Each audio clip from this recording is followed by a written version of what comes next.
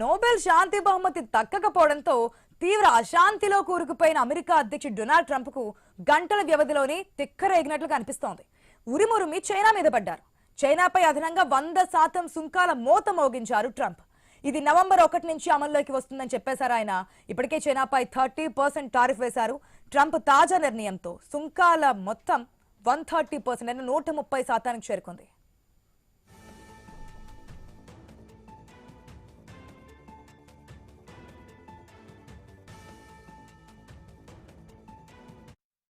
చైనాపై ఈ స్థాయిలో ట్రంప్ టారిఫ్లతో విరుచుకుపడడానికి రకరకాల కారణాలు చెబుతున్నారు విశ్లేషకులు. అందులో ప్రధానమైనది అమెరికాకు చైనా నుంచి అరుదైన ఖనిజాల ఎగుమతులు నిలిచిపోవడం. దీనివల్ల అమెరికాలో అనేక కీలక పరిశోధనలు, ఉత్పత్తులు ఆగిపోయే ప్రమాదం ఉంది. రెండు దేశాల మధ్య ఖనిజాల బంధం దశాబ్దాలుగా బలంగా ఉంది. ఎప్పుడైతే ట్రంప్ సుంకాల మోతకు తెరతీశారో తగ్గేదే లేదన్నట్లుగా చైనా నిర్ణయాలు కూడా తీసుకుంది. తమ దేశం నుంచి అమెరికాకు ఎగుమతి అయ్యే అరుదైన ఖనిజాలను ఆపేసింది. దీంతో అమెరికా దారికి వస్తుందని చైనా అధ్యక్షుడు జిన్పింగ్ భావించినా ట్రంప్ మాత్రం మరోలా నిర్ణయాలు తీసుకుంటున్నారు. ఆ ప్రభావం వల్లే ఇప్పుడు 130% సుంకాలు చేరుకున్నాయి.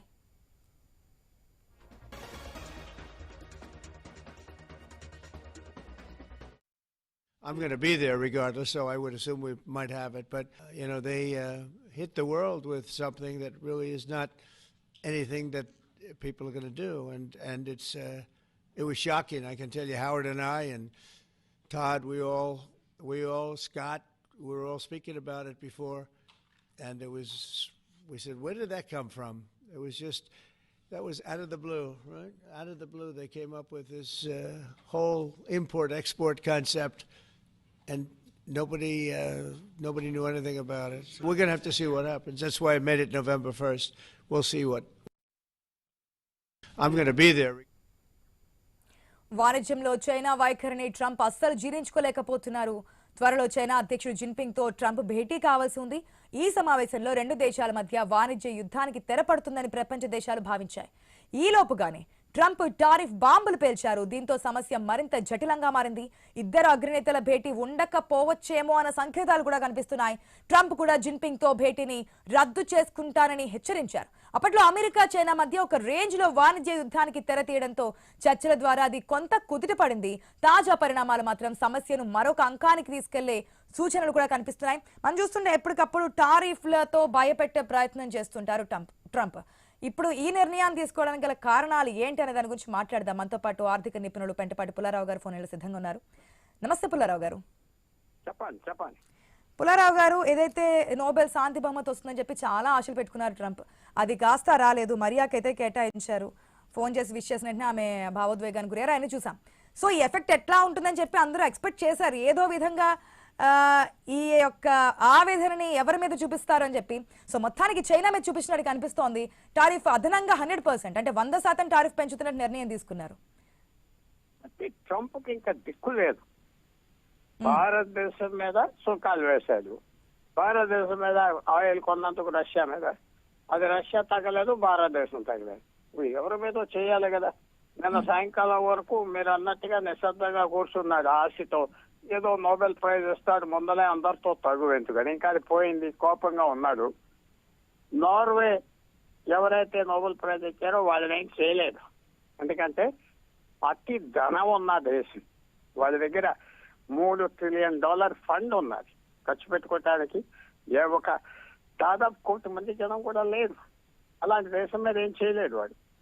ఇది కనపడి చైనాకి పోతే చెప్పాలి, చైనా మన మాట వింటలేదు అని తీసుకున్నాడు. అది చైనా లొంగుతుందా? అసలు లొంగదు.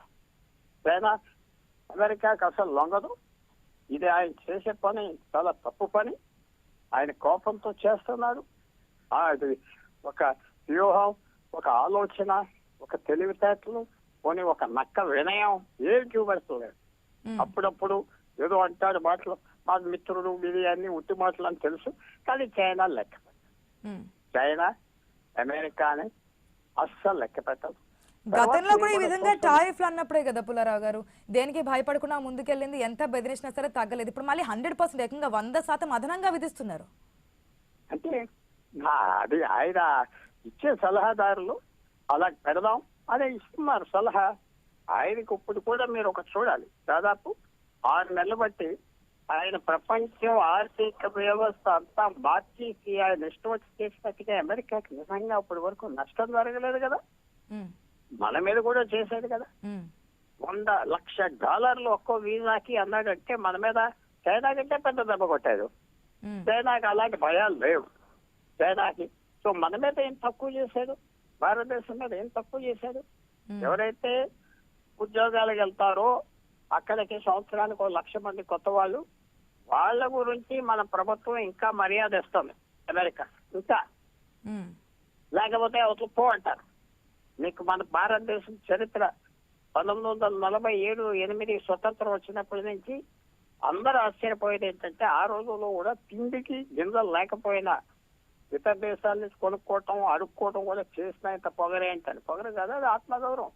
5-6 వేల సంవత్సరాలు ఉన్న చరిత్ర భారతదేశానికి ఉన్నది. ఇంకే దేశానికి ఉన్నది? ఒక 1000 సంవత్సరాల క్రితం వరకు రాత కూడా లేదు ఇంగ్లీష్ లాంగ్వేజ్ కి. రాత అక్షరాలు లేవు. సో ఆ పౌరుషం చరిత్రగా మనకు ఉన్నది. కానీ మనమే వేసాడు ఇంత సుంకాలు మనమే వేసాడు. ఏం తక్కువే లేదు. మనమే చైనాతో అవుతుంది అనుకోవచ్చు పుల్లారావు గారు. అంటే సిచ్యువేషన్ చూస్తా ఉంటే ఆ కోపం వేస్తాను, ప్రతిసారి 7 యుద్ధాలు ఆపాను, కొన్ని చోట్ల కావాలని చెప్పి యుద్ధం క్రియేట్ చేసి నిన్న మొన్న ఆఫ్ఘనిస్తాన్ పాకిస్తాన్ మధ్య కూడా ఆ ఇష్యూ చూసుకున్నా, యుద్ధాన్ని క్రియేట్ చేసి ఆపాను అని చెప్పి చెప్పుకొని. మీరు ఒక లింక్ ఆలోచించాలి చాలా జాగ్రత్తగా. చైనా మీద వేసాడు కదా, ఇప్పుడు యూరోప్ తో ఏమంటున్నాడు, మీరు చైనా మీద వేయండి, మీరు రష్యా మీద వేయండి, యుక్రెయిన్ తో ఆఫ్ చేయట్లేదు అని ఇప్పుడు యూరోప్ ని డిమాండ్ చేస్తాడు. యూరోప్ కనుక వేయకపోతే వాళ్ళకున్న 80 సంవత్సరాలు సంబంధం నాటో ఏ యుద్ధ సంబంధాలు ఉన్నాయో అవన్నీ తెగొట్టేస్తాడు ట్రంప్. నాకు నోబెల్ ప్రైజ్ ఇవ్వలేదు, మీరెవరు అందరు నవ్వుతున్నారు వెనకాల, లంప్ చేశారు ప్రపంచం అంతా నన్ను. ఇప్పుడు మీరు చైనా మీద వేస్తారా ఏరా, రష్యా మీద వేస్తారా వేయరా, వెళ్ళిపోతే మేము వదిలిపోతాం, నాటో నుంచి యూరోప్ నుంచి వెళ్ళిపోతాం అని ఛాలెంజ్ వస్తుంది. అది ఇవాళ ఛాలెంజ్. దీంట్లో రహస్యం ఏంటంటే యూరోపియన్ దేశాలను ఇరుకులో పెడతాం. మనం అందరం ఒకటి కదా, చైనా మీద వేసాం, మీరు ఎందుకు వేయట్లేదు అది పెడతా. లేకపోతే సరే మీ దారి మీద మీరు వెళ్ళండి, నాటో మాకు అక్కర్లేదు అంటాడు. నాటో అక్కర్లేకపోతే యూరోప్ తెగిపోతాడు. రష్యా ఏదేదో చేసేస్తాడు నాటో లేకపోతే. నాటో అంటే ఏంటి? అమెరికా యూరోప్ దేశాలకి దాదాపు 20 దేశాలకి మీకు న్యూక్లియర్ అణు యుద్ధాలు వస్తే మేము ప్రొటెక్ట్ చేస్తాం, అది మెయిన్ థింగ్. అది తీసేస్తాం. చాలా ప్రమాదమైన పరిస్థితి తీసుకొచ్చేది ఇవాళ. మీరు చూసేది ఏంటంటే చైనా మీద చూస్తున్నారు, కానీ అసలైన దెబ్బ ఇది యూరోప్ మీద. వేస్తావా ఏ చూద్దామని చూస్తారు కదా వచ్చే 2-3 రోజుల్లో ఆయన చేసే అల్లరి. అదే విషయం. తర్వాత మళ్ళీ మన మాట, Pakistan, Israel, Nobel prize Azerbaijan ఇలాంటి దొంగ దేశాలు ఇమ్మంటే ఇజ్రాయెల్ కూడా అందరికీ వ్యతిరేకమైన దేశం, మనతో స్నేహంగా ఉండదా? ఇస్తారా? ఎవరు రికమెండ్ చేశారు? అది ఇంపార్టెంట్ కాదా? మీరు ఒక ఉద్యోగానికి వెళ్తే అక్కడ కూడా తప్పు చేశాడు. పాకిస్తాన్ రికమెండేషన్ ఏంటి? సో ఇవన్నీ మనకి భారతదేశానికి కొద్దిగా రిలీఫ్ వస్తుంది. ఎందుకంటే చైనా మీద పడ్డాడు. చాలా ఇంకో పాయింట్ కొంచెం చెప్తాను, మీరు ఒక నిమిషం ఇస్తే. మీరు పాకిస్తాన్ అమెరికాకి దగ్గర అవుతుందని చైనాకు కూడా కోపం వస్తుంది. మీరు అస్తమాన్ మమ్మల్ని వాడుకుంటున్నారు, బ్లాక్మెయిల్ చేస్తున్నారు భారతదేశం గురించి. సో నేను అనుకుంటున్నా సరిగ్గా వెళితే రాబోయే రోజులు కొన్ని మంచి రోజులు భారతదేశానికి ట్రంప్ వల్లే రావచ్చు. ఏదైతే ట్రంప్ మిగిలిన దేశాలు చిట చేద్దామని చెప్పి టారిఫ్లు పెంచుతున్నారు, అది మిగిలిన దేశాలకి పాజిటివ్ అవుతుంది, ప్లస్ అవుతుంది అనుకోవచ్చు. మనకి ప్లస్ అవుతుంది కదా. చైనాతో ఆయన గొడవ పెట్టుకుంటున్నాడు. చైనాకు పాకిస్తాన్ మీద కోపం వచ్చింది. అమెరికాకి దగ్గర అయిపోయావు, వెళ్ళి అన్ని పంచి పనులు చేస్తున్నావు. ఆ రేర్ ఎర్త్స్ అవన్నీ మాకు, ఆ మినరల్ మాకు ఇస్తా అన్నది వెళ్ళి మళ్ళీ వాటితో బేరం పెట్టుకున్నావు. అంటే భారతదేశంతో తగు ఉన్నదని ఎల్లకాలం భారతదేశం కూడా చైనాని అడిగారు, ఎల్లకాలం పాకిస్తాన్ బొట్లుగా ఉంటారా మీరని. ఎల్లకాలం అవన్నీ జరిగేది. మీరు పెట్టుకోండి, నేను సెటిల్ చేసుకుంటా. సో మంచి రోజులు రావచ్చు. ఇప్పుడు ఒకటి జ్ఞాపకం పెట్టుకోండి, మనుషుల విషయాలు, దేశాల విషయాలు నిమిషానికి మారిపోతాయి పరిస్థితి. ఈవేళ ట్రంప్ చైనా మీద వేసింది ఎవరికి ఛాలెంజ్? చైనాకి ఛాలెంజ్, యూరోప్ కి ఛాలెంజ్. మీరు చైనా మీద వేస్తారా వేరే టారిఫ్? మీరు రష్యా మీద వేస్తారా వేరా అది. ఈ టారిఫ్లు ఏదైతే 100% పెంచారో ఇప్పుడు మొత్తం 130% ఉందో చైనా పైన, ఈ టారిఫ్ ఎఫెక్ట్ అనేది మనకి ఎట్లా పాజిటివ్, ఏ యాంగిల్స్ లో ఏ పాయింట్స్ అనుకోవచ్చు పుల్లారావు గారు ఇండియాకి సంబంధించి? అంటే ఒకటి, అమెరికా ప్రపంచంలో ఇంపోర్ట్ చేసేది 10% చైనా నుంచి చేస్తాం. చైనా పరిస్థితి ఏంటంటే అమెరికాకి తప్పదు, అమెరికాకి ఇంపోర్ట్ చేయటం. గోధుమల నుంచి అగ్గిపెట్టెల నుంచి ఏది చేసినా చైనా నుంచి వెళ్తాం. సో అది ఏ రకంగా ఇంపాక్ట్ వస్తుంది వాటి జ్ఞాపకం పెట్టుకోండి. ఆర్థిక వ్యవస్థలో టారిఫ్ ఏ దేశం వేస్తుందో ఆ దేశానికే నష్టం అని ఒక థియరీ ఉన్నది. అది పనిచేస్తుందా పనిచేయదా అది మనం చూడాలి. ఒక థియరీ 100 సంవత్సరాలు పనిచేస్తుంది, తర్వాత ఫెయిల్ అయిపోతుంది. సో ఇవన్నీ మీరు అడిగింది సింపుల్ గా చెప్పాలంటే భారతదేశానికి చాలా మంచిది. రెండోది చైనాకి చెడ్డది. మూడోది యూరప్ దేశాల 20-30 దేశాలు నిర్ణయం తీసుకోవాలి. జపాన్ నిర్ణయం తీసుకోవాలి, కొరియా నిర్ణయం తీసుకోవాలి. లేకపోతే ట్రంప్ మీకు మాకు సంబంధం లేదంటారు.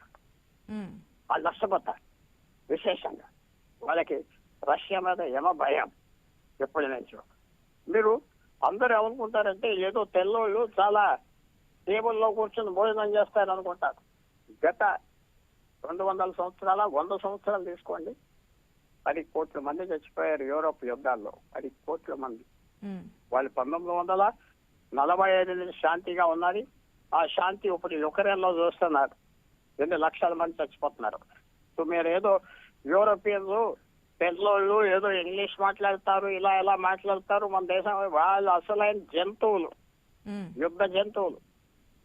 10 కోట్ల మంది చచ్చిపోయారు 1900 సంవత్సరం నుంచి 2 ప్రపంచ యుద్ధాల్లో. ఇప్పుడు యుక్రెయిన్ లో చచ్చిపోతున్నారు. సో చూడాలి ఎలా తిరుగుబాటు వస్తుంది, ఏ మార్పు వస్తుంది కొన్ని రోజుల్లో మనం చూడాలి. కొన్ని సందర్భాల్లో ట్రంప్ యూటర్న్ తీసుకునేటువంటి సిచ్యువేషన్స్ కూడా మనం చూస్తాం కదా పుల్లారావు గారు. టారిఫ్లు పెంచినా మళ్ళీ ఒకసారి ఆలోచించి ఇప్పుడు ఏదైనా అట్లా ఉంటుంది అనుకోవచ్చా? తర్వాత మీటింగ్ కూడా ఒకటి ఉంది జిన్పింగ్ కి ట్రంప్ కి, ఇప్పుడు అది కూడా ఉండకపోవచ్చు. ఆయన ఐడియాస్ ట్రంప్ తో స్థిరమైన లేదు. ట్రంప్ స్థిరం లేదు. ఆయన ఏం చేస్తాడో మనం చూడాలి. ఆయనే చెప్తాడు నేనేం చేస్తానో ఎవరికి తెలియదు, నాకే తెలియదు అంటారు. చూడాలి. ట్రంప్ తీసుకున్న నిర్ణయం ఇది నోబెల్ ప్రైజ్ ఇవ్వలేదని 1, 2 యూరోపియన్స్ కి బుద్ధి చెప్దామని 2, రష్యాకి కూడా బుద్ధి చెప్దామని, చైనాకి బుద్ధి చెప్దాం. భారతదేశం మీద సుంకాలు వేసి వాళ్ళ మీద ఎందుకు లేదు మనం అడిగాం కదా, వాళ్ళ మీద ఎందుకు ఏదంటే ఒకటి వేసి ఆ యుద్ధం ఆప్ చేస్తానంటున్నాడు. యుక్రెయిన్ కి ఏం సాయం చేయను అనే మనిషి ఇప్పుడు సాయం చేస్తాడా అది చూడాలి. ఇది అన్ని చాలా మార్పులు వచ్చేస్తాయి. నిమిషానికి భారతదేశానికి మంచి జరగవచ్చు అని ఆలోచిస్తాను. ఓకే, సో ఈ భేటీ కూడా ఉండకపోవచ్చు. చైనా నుంచి కూడా ధీటుగా అదే ఆన్సర్ రావచ్చు కదా. గతంలో కూడా ఏమీ వెనుదిరగలేదు చైనా టారిఫ్స్ పెంచినప్పుడు. ఎస్, ప్రపంచంలో భారతదేశం అంత పెద్ద దేశానికి ఒక పెద్ద పరిస్థితి ఏంటంటే మీరు జ్ఞాపకం పెట్టుకోవాలి, పాకిస్తాన్కి భారతదేశాన్నే చూసుకుంటారు, ఇంకేం అక్కర్లేదు. కానీ భారతదేశం ప్రపంచం చూసుకోవాలి. మీరు నిన్న ఒక పెద్ద విషయం ఢిల్లీలో జరిగింది. ఆఫ్ఘనిస్తాన్ తాలిబాన్ ఫారెన్ మినిస్టర్ వచ్చారు. వాడు వెళ్ళొద్దు భారతదేశానికి, పాకిస్తాన్ అని వార్నింగ్ ఇచ్చినా వచ్చాడు. నేను ఏదో పాకిస్తాన్ వాళ్ళని బాంబ్ చేస్తే వాడు నిన్న ఇండియా నుంచి అన్నాడు. జ్ఞాపకం పెట్టుకో, బ్రిటిష్ ఏం చేసాం, అమెరికన్స్ ఏం చేసాం, రష్యన్స్ ఏం చేసాం, పిచ్చోళ్ళ అన్నాడు నిన్న foreign minister Afghanistan. So Afghanistan భారతదేశం స్నేహం అంటే అది చాలా పెద్ద ఇంపాక్ట్. ఇవన్నీ ప్రపంచంలో అన్ని లింక్ ఉన్నాయి. అమెరికా వేసే సుంకాలు, పాకిస్తాన్ అమెరికా దగ్గరికి వెళ్ళటం, చైనా మీద అన్ని లింకులు ఉన్నాయి. సో రాబోయే రోజుల్లో ఒక పెద్ద దేశం ఈవేళ ప్రపంచంలో భారతదేశం విదేశ విషయాలు ఎక్కువ అటెన్షన్ ఇవ్వటం అవసరం ఉంటాయి. అది మనం చేయగలమా? లేకపోతే భారతదేశంలో అస్తమానం కుమ్ములాట, ఈ కులాల మధ్యన, మతాల మధ్యన, ఈ గొడవల మధ్యన అస్తమానం ఎలక్షన్స్ లో కరిగిపోతావా? ఆ ప్రమాదం కూడా భారతదేశానికి ఉన్నది. భారతదేశానికి ఇతర దేశాల నుంచి ప్రమాదం లేదు, లోపలే ప్రమాదం. ఇక్కడ మన మనుషులే మనకు ప్రమాదం, మనమే మనకు ప్రమాదం.